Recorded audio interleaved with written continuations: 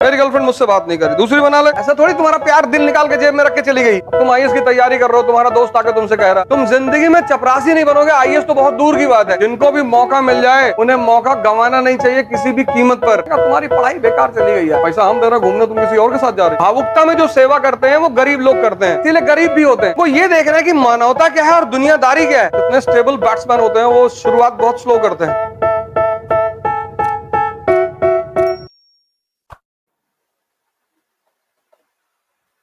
भावुकता में जो सेवा करते हैं वो गरीब लोग करते हैं, इसीलिए गरीब भी होते हैं। मदद नीडी की जाती, नीडी की, सबकी नहीं की जाती। अब तुम आईएएस की तैयारी कर रहे हो, तुम्हारा दोस्त आके तुमसे कह रहा है यार मेरी गर्लफ्रेंड मुझसे बात नहीं कर रही। अब तुम उसको अपने कमरे में बैठा रहे हो, 3 घंटे समझा रहे हो। तुम जिंदगी में चपरासी नहीं बनोगे। आईएएस तो बहुत दूर की बात है। तुम्हारा दोस्त बीमार है, तुम उसे हॉस्पिटल ले गए, ये ह्यूमैनिटी है? ये ह्यूमैनिटी है कि तुम्हारे बगल के रूम में जो लड़का रहता है वो बीमार है, तुम उसे अस्पताल ले गए। एक दिन जब तक उसके माँ बाप नहीं आए तुमने उसकी सेवा की। ये करना है, ये है मानवता। ये होनी चाहिए, ये होनी चाहिए। इस दुनिया में तुम सबका दुख दूर कर लोगे? बताओ हमको, आओ हमारे साथ चलो। अखिलेश भैया को दुख है,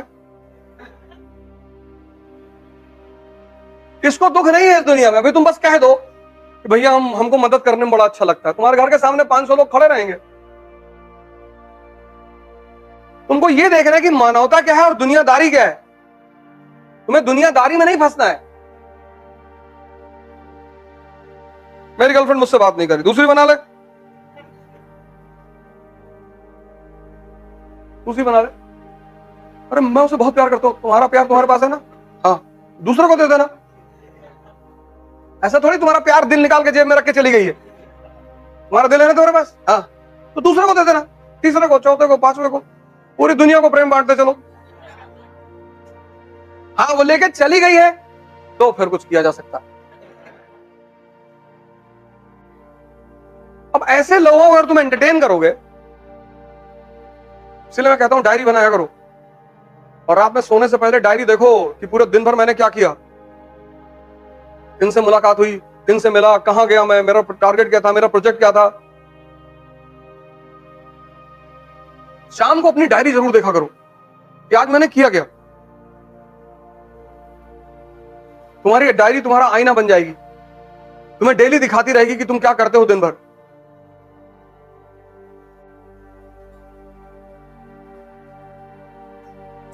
इसीलिए तो जो मिडिल क्लास के लड़कियां हैं उनके पिता चाहते हैं कि उनकी बेटियां भारत में किसी अच्छे पद पर चली जाएं, क्योंकि इस देश में स्त्री को सम्मान ताकत से ही मिलेगा। जो दुर्गा बन के टहलेगी तलवार लेके, बस उसी की पूजा होगी।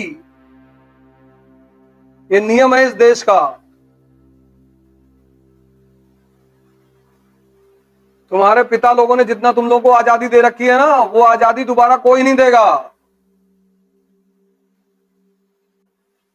भाई आज तुम पिताजी से कहते हो मैं घूमने जा रहा हूं दिल्ली, बहुत सारे पिताजी जाने देंगे, जाओ ठीक है बेटा घूम के आओ, कोई बात। कि मेरे क्लास के दोस्त जा रहे हैं, मैं जा रही हूं। ये बात तुम अपने हस्बैंड से ना कह पाओगी, वो फटना शुरू हो जाएगा तो आवाज आने लगेगी चर चर चर चर करके। पैसा हम दे रहे घूमने, तुम किसी और के साथ जा रही। इसलिए इस देश में, खासकर इस प्रदेश में, औरतों को बहुत जागरूक रहना चाहिए। लड़कियों को, जिनको भी मौका मिल जाए उन्हें मौका गंवाना नहीं चाहिए किसी भी कीमत पर। और लड़कों को तो देखना ही नहीं चाहिए। लड़के तो कुछ भी कर ले, 10 बंडल पान का गुटखा लिए टहल रहे बाजार में। यहां तो कानपुर में कौवा भी गुटखा खाता है। यहाँ कौवा को तुम देखो काव काव करते हुए, बड़ी अजीब सी काव निकलती है उसकी, भरा हुआ है मुंह में। यहाँ जो आदमी मिलता है गुटखा खाए हुए, कोई भी, बहुत अपवाद स्वरूप में देखता हूं कि कोई गुटखा नहीं खाता साहब। भी हमारे दोस्त आए पूरा, मैंने कहा छोड़ दो, है ज्यादा पैसा हो गया हमको दे दो। नहीं नहीं दिन में 2 बार खा लेता हूं। जब हमसे मिलते हैं तभी बस खाते हैं, उसके बाद कहते हैं हम नहीं खाते। इतने पढ़े लिखे हैं, इतने मतलब अच्छे घर से हैं। मैंने कहा तुम्हारी पढ़ाई बेकार चली गई यार। गुटखा में जब तुम कोई चीज खाने खरीदते हो तो उसमें पीछे लिखा होता है ना, प्रोटीन इतना, कार्बोहाइड्रेट इतना, फैट इतना, शुगर इतना, एनर्जी इतना। गुटखे में क्या लिखा हुआ है? और तब भी तुम खाते हो। और वो भी रिक्शा वाला खा रहा है तो चलो उसको माफ किया जा सकता है, बेचारा नहीं पढ़ा लिखा है।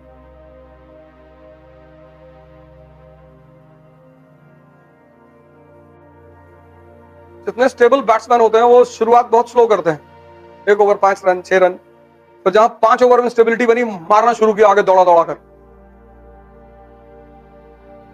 हर आदमी कालू उतरना थोड़ी है, उतर के मारना शुरू कर दिए, चले गए चौथी गेंद पे।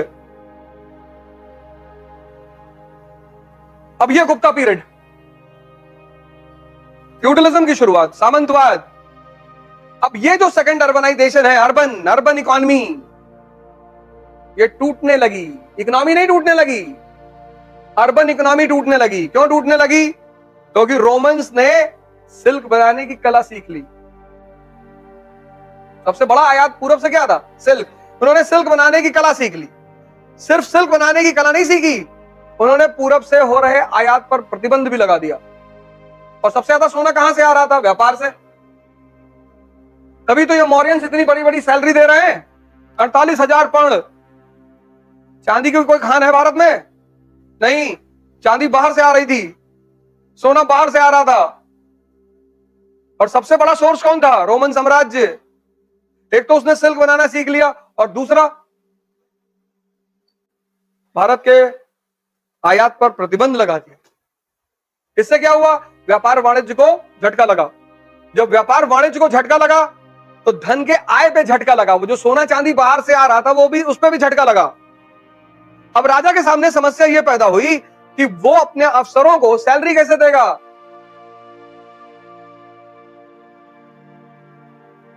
भावुकता में सेवा सिर्फ गरीब लोग करते हैं, अरिस्टोक्रेसी कभी नहीं करती।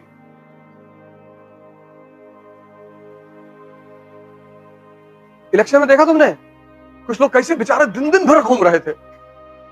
एक दो लोगों से मैंने पूछा इलेक्शन के बाद कि 100 बीघे पट्टा मिला तुमको? अरे नहीं भैया। ये जो गरीब है ना, ये इसकी अपनी सोच की वजह से गरीब है। अब यहां से जो विधायकी लड़ रहा है उसके पास पैसे की कमी है, और कमी है तो लड़ क्यों रहे हो? तो अगर वो तुमसे कह रहा है कि 10 घंटे टाइम दे दो मुझे, प्रचार करो मेरा, तो कह दो साहब 1 लाख रुपए पर डे लेंगे। लेकिन वो तुमसे कह देगा अरे तुम यादव हो और समाजवादी के लिए ऐसा कह रहे हो। तुमने सांस खींची पूरे कि हाँ अखिलेश भैया तो आएंगे। सिर्फ यादव थोड़ी, ऐसे ब्राह्मण, ऐसे क्षत्रिय, ऐसे मुसलमान, सबके साथ तो हो रहा है। दिन दिन भर टहले लोग, दिन दिन भर। मिलना उनको कुछ नहीं। जिनको मिलना है वो कभी घर से बाहर ही नहीं आए। उन्होंने चंदा भिजवा दिया कि कपूर साहब जी 2 करोड़ रुपए भिजवा रहे हैं। जी भैया। अब वो 2 करोड़ के बदले 200 करोड़ कमाएंगे सरकार बनने के बाद। और ये दिन दिन भर मरा है, इसको एक लड्डू खिलाया जाएगा।